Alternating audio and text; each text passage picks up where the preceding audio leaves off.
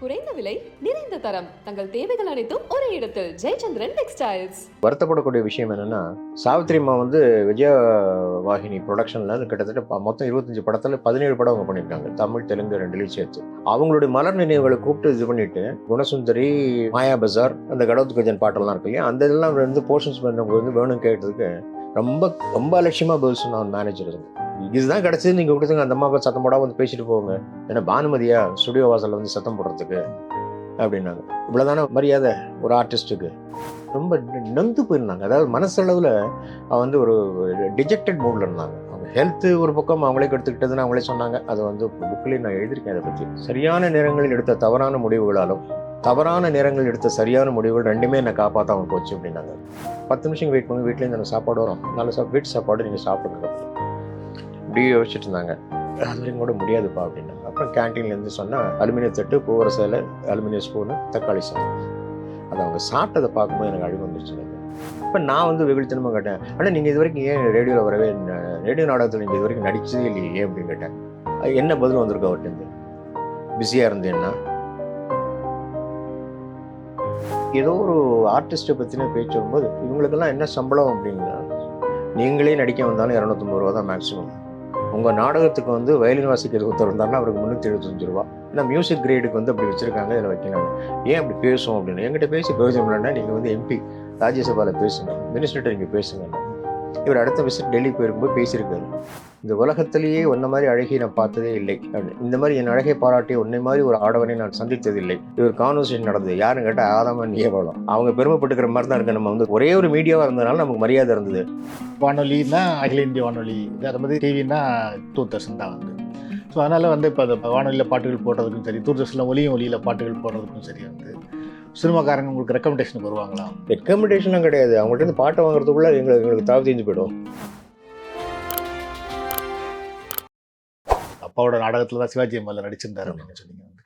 அந்த காலங்களில் வந்து அவரை நீங்கள் பார்த்துருக்கீங்களா? உறவு கப்பால் நாடகத்தில் அதுக்கு வந்து அவர் வீட்டில் கொண்டு போய் ஸ்கிரிப்டை கொடுத்துட்டு வந்து தேதி என்னைக்கு உங்களுக்கு சாரிமா இருக்குன்னு தேதி கொடுங்க அப்படின்னு கேட்டவங்க. இப்போ நான் வந்து வெகுளித்தனமாக கேட்டேன், ஆனால் நீங்கள் இது வரைக்கும் ஏன் ரேடியோவில் வரவே, ரேடியோ நாடகத்தில் நீங்கள் இது வரைக்கும் நடிச்சதே இல்லையே ஏன் அப்படின்னு கேட்டேன். என்ன பதில் வந்திருக்கு அவர்கிட்ட? பிஸியாக இருந்தேன்னா அதில் வந்து எனக்கு வந்து ரேடியோவுக்கு இதுக்குப்பா, நான் வந்து சினிமாவில் பாப்புலராக இருக்கேன், ஒன்றும் கேட்கல.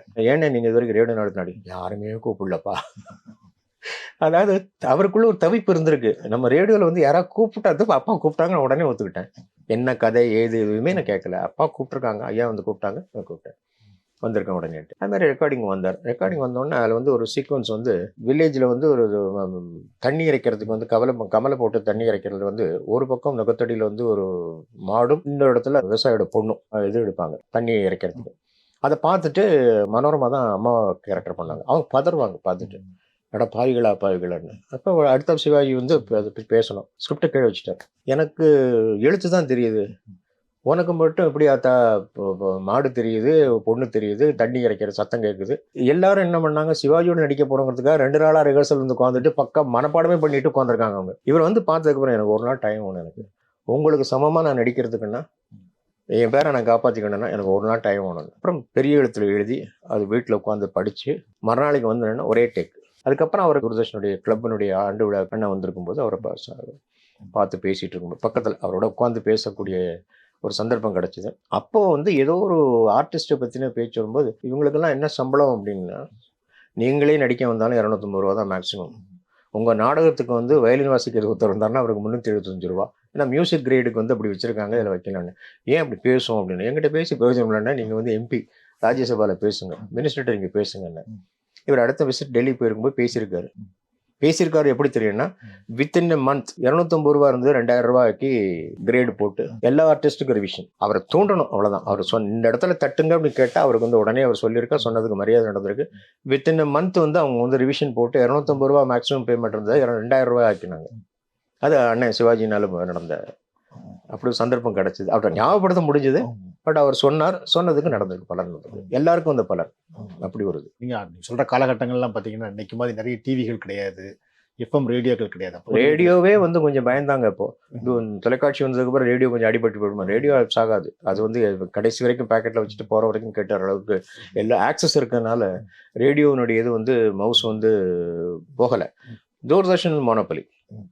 எங்கள் மினிஸ்டர் ஒரு வந்திருந்தப்போ சொன்னார், திடீர்னு ஒரு ஹாஃப் ஓப்பனிங் மாதிரி, இந்த உலகத்திலேயே உன்ன மாதிரி அழகி நான் பார்த்ததே இல்லை அப்படின்னு. இந்த மாதிரி என் அழகை பாராட்டி உன்னை மாதிரி ஒரு ஆடவனை நான் சந்தித்ததில்லை. இது ஒரு கான்வர்சேஷன் நடந்தது. யாருன்னு கேட்டால் ஆதாமன் ஏவலம். அவங்க பெருமைப்பட்டுக்கிற மாதிரி தான் இருக்கு. நம்ம வந்து ஒரே ஒரு மீடியாவாக இருந்ததுனால நமக்கு மரியாதை இருந்தது. இப்போ வரப்போகுது சேட்டலைட் சேனல்ஸ் நிறைய லைசன்ஸ் கொடுத்துருக்காங்க. அவங்களோட கம்பீட் பண்ண முடியுமாங்கிறது பாருங்க. முடியணும், உங்களால் முடியும். நமக்குன்னு ஒரு பேசிக் இருக்குது, ஃபவுண்டேஷன் இருக்குது. ஆனால் you have to compete with commercial people. அதனால் அதை மனசில் வச்சுக்கிட்டு ப்ரோக்ராம்லாம் பிளான் பண்ணுங்கன்னு ஒரு இந்த சன் டிவிலாம் ஆரம்பிக்கிறதுக்கு முன்னால் உள்ள ஒரு மீட்டிங் நடந்தது. அதனால் நிறைய காம்படிஷன் இருந்ததுக்கப்புறம் அவங்களோட இதில் நம்மளால், ஏன்னா அவங்க வந்து பணத்தை இன்வெஸ்ட் பண்ணுறாங்க. இப்போ நீங்கள் ரெக்கார்டிங் வந்தால் கூட பேசி முடிச்சு அந்த ரெக்கார்டிங் நாங்கள் போட்டு பார்த்துட்டு ஓகேனதுக்கப்புறம் தான் சர்டிஃபைடுன்னு கொடுத்ததுக்கப்புறம் தான் அந்த 75 ரூபா செக்கே கொடுக்க முடியும். அங்கே பம்ப் பண்ணுறாங்க பணத்தை. படம் பூஜை போடுற அன்னைக்கு சன் டிவிலேருந்து பணம் அவங்களுக்கு அட்வான்ஸ் போயிடுது. அப்படி வரும்போது நிச்சயமாக அந்த கமர்ஷியல் நம்மளால முடியாது. வேல்யூஸை காப்பாற்றிக்கிறதுக்கு நம்ம வந்து கொஞ்சம் ஓரளவுக்கு கௌரவமான ப்ரோக்ராமும் கண்ணியமான நிகழ்ச்சி பண்ணுறோங்கிற ஒன்று பொறுப்பு தான் இருந்தே தவிர கமர்ஷியலைஸ் பண்ணுறதுக்கான வாய்ப்புகள் எங்களுக்கு எல்லாம் போச்சு. அந்த காலத்தில் வந்து வானொலின்னா அகில இந்திய வானொலி, அதே மாதிரி டிவின்னா தூர்தர்ஷன் தான் வந்து. ஸோ அதனால் வந்து வானொலியில் பாட்டுகள் போடுறதுக்கும் சரி, தூர்தர்ஷனில் ஒலியில் பாட்டுகள் போடுறதுக்கும் சரி வந்து சினிமாக்காரங்க உங்களுக்கு ரெக்கமெண்டேஷனுக்கு வருவாங்களா? ரெக்கமெண்டேஷன்லாம் கிடையாது. அவங்கள்ட்ட இருந்து பாட்டை வாங்குறதுக்குள்ள எங்களுக்கு தாவி தெரிஞ்சு போயிடும். பிரிண்ட் கிடைக்காது. எனக்கு இப்போ வந்து நிறைய அதுக்கான கன்வெர்ஷன் இது வந்துட்டனால சிடி ஃபார்ம் வந்தாச்சு, இது வந்தாச்சு, மொபைல்லேயே நமக்கு வந்து பாட்டுக்கு எடுக்கிறதுக்கு யூடியூப்லாம் வந்ததுனால அப்போ வந்து பிரிண்ட் கிடைக்காது. நமக்கு போர்ஷன் பிரிண்ட் போட்டு கொடுக்கறதுக்கு ஏவிஎம் மட்டும்தான் வந்து 16 mm எல்லாமே போர்ஷன் பிரிண்ட் போட்டு கொடுத்துருந்தாங்க. தேவர் ஃபிலிம்ஸ் பட ரைட்ஸ் பூராமே 16 mm ரைட்ஸ் வந்து சரவணன் சார் வாங்கி வச்சுருந்ததுனால எந்த பாட்டு நமக்கு வந்து பழைய மீராலேருந்து எம்எஸ்எம்மா மீரா, சகுந்தலை, சாவித்திரி, இந்த இதெல்லாம் வந்து வேறு ஜெயராம் பிக்சர்ஸ்னு அவங்க கண்ட்ரோலில் இருந்தது.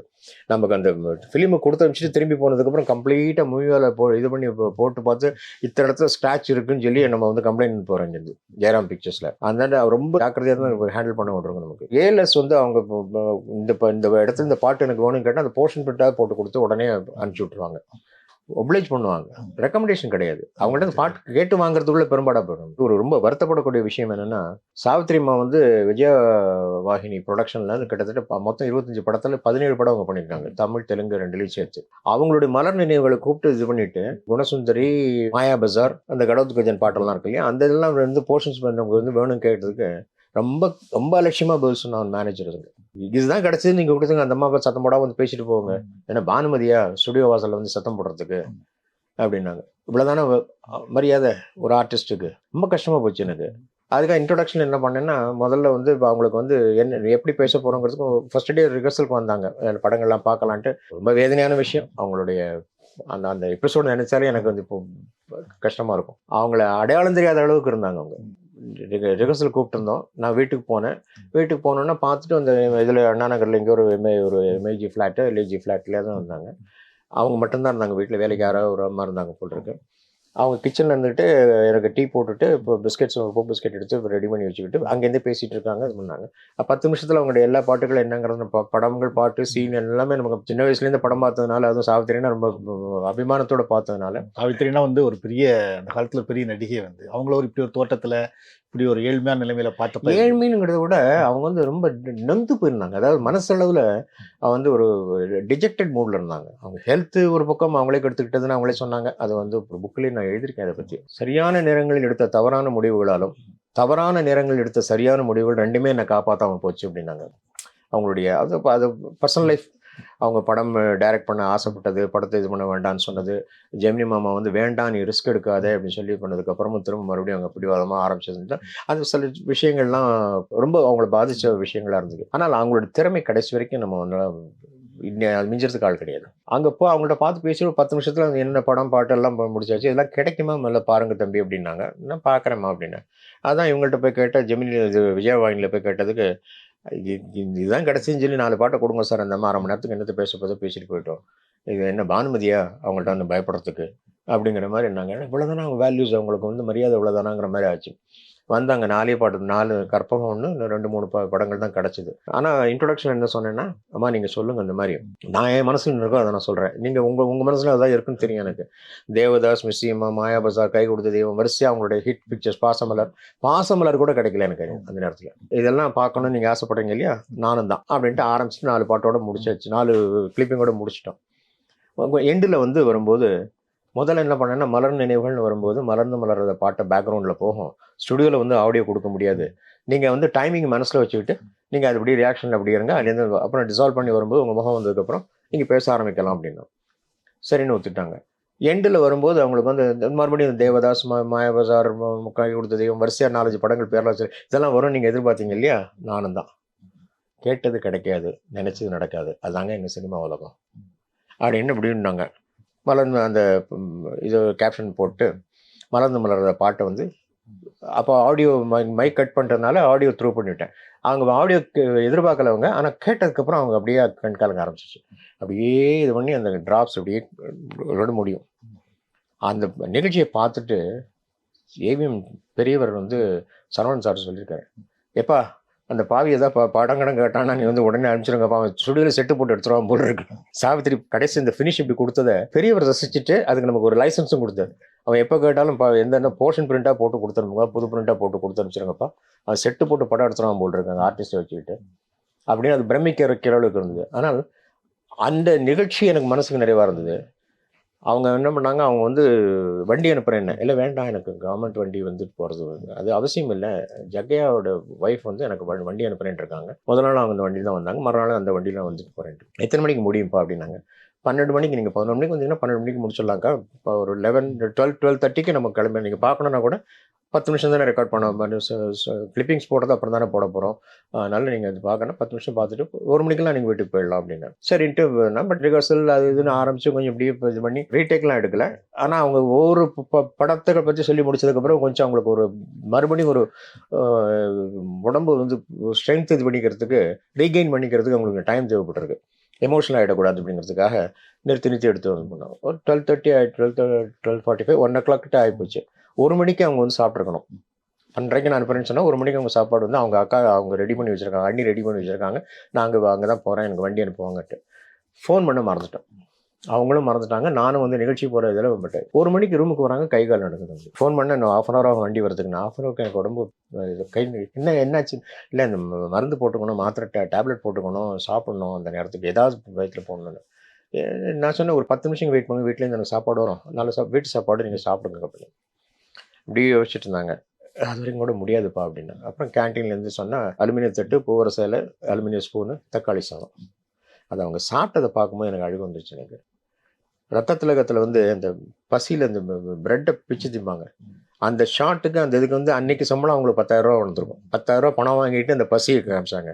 என் கண்ணு முன்னால் அவங்க சாப்பிடும்போது பார்த்து எனக்கு அழுகு வந்துருச்சு. எனக்கு சாப்பிட்டு முடிச்சதுக்கப்புறம் கொஞ்சம் நம்ம டேப்லெட் போட்டாங்க. ஓகே, நான் 4 மணி நேரம் கூட எனக்கு உடம்பு தாங்க எனக்கு அப்படின்ட்டு நார்மல் ஆகிட்டாங்க. அப்போ எனக்கு மனசு கேட்க முடியாமல், அக்கா நீங்கள் வந்து உங்களுக்கு என்ன சாப்பாடு பிடிக்குன்னு சொல்லுங்கள், எந்த ஹோட்டலில் வேணாலும் நான் கூப்பிட்டு போகிறேன், உங்களை நல்ல திருப்தியாக சாப்பிட வச்சு நான் பார்க்கணும். அதுக்கு வந்து தேங்க்ஸு இதெல்லாம் ஒன்றும் சொல்ல. அப்போ கூட வீட்டுக்கு கூப்பிட மாட்டேன் பற்றியா, சினிமாக்காரி தானே. எல்லாத்துலேயும் அவங்களுக்கு வந்து ஸ்க்ரீனில் வரும்போது அவங்க வந்து பிரைட்டாக இருக்காங்க. எனக்கு ஆல் இண்டியாவில் அவங்க வந்து ரெக்கார்டிங்க்கு தென்கணத்துக்கு வரும்போது திருவாரூர் தேர் மாதிரி அவங்க நடந்து வந்த ஞாபகம் இருக்குது. இங்கே வந்து எனக்கு அடையாளம் தெரியலைங்கிறது எனக்கு தெரிஞ்சுது. எனக்கு அவங்க தான் குரலும் முகம் தெரியும், நம்ம அவங்கள தேடி போயிருக்கோம், அவங்க வீட்டில் அவங்கள தவிர யாரும் இல்லை எனக்கு தெரிஞ்சுது. ஆஃபீஸுக்கு அவங்க வந்துட்டு போகும்போது வாசலில் அத்தனை பேரும் நிற்கிறாங்க, சார் சாவித்திரிமா வரும்போது சொல்லுங்கள் சார், இப்போ போனாங்களே அவங்க தான்மா அப்படின்னு. நெக்ஸ்ட் டே அவங்க வரும்போது எல்லாம் வாசலில் சொல்லிவிட்டாங்க உங்களை பார்க்கறதுக்கான. எடுத்து நீங்கள்லாம் இங்கே ஹாலில் உட்காந்துருந்தீங்களே, ரிஹர்சலில் இங்கே ரிசப்ஷனில் உட்காந்துருந்தீங்களே, நான் பார்த்துட்டு தானே போகிறேன் உங்களெல்லாம் அப்படின்னாங்க.